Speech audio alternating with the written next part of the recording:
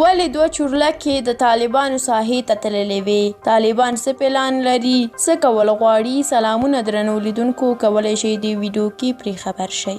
تېره ورځ مخکې له غرمې د بغلان ولایت مرکزي بغلان زاړه ښار په نوروزک او مغول سیمو کې 2 نامعلومه هلیکوپټرو ناسته کړې او په سیمه کې نیم ساعت تېر کړی دی. دغه سیمې د طالبانو تر کنټرول لاندې دي او له تېرو 3 کلونو راهیسې پکې نظامي مرکزونه او ټریننګ سنټرونه لري. د صهیون د لومړني معلوماتو پر اساس دا 2یم ځل دی چې په دې سیمه کې هلیکوپټرې ناڅاپي ناسته کوي. د جمعې ورځې په سهار کې 2 هلیکوپټرې د 240 SVF تر کوردینات لاندې د مرکزي بغلان د زاړه ښار د نوروزک او مغول سیمو ترمنځ ناڅاپي ناسته کړې او په سیمه کې د شاوخوا نیم ساعت له تېرولو وروسته یې بیرته د کندوز په لور الوتنه کړې ده.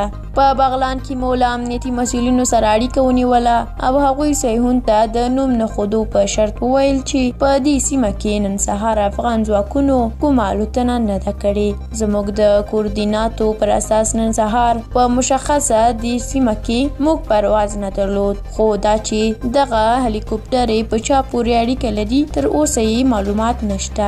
دغه سیمې د طالبانو تر کنټرول لاندې دي او د لومړنیو معلوماتو پر اساس دغه سیمه د طالبانو ستر مرکز دی او د شمالي ولایتونو طالبان هم دلته روزل کیږي. په بغلان کې وسلوالو ته د نامعلومه هلیکوپټرو له ناستې وروسته په دې سیمه کې د جګړې د نوي څپرکي پیلولو په اړه اندېښنې راپورته شوې دي.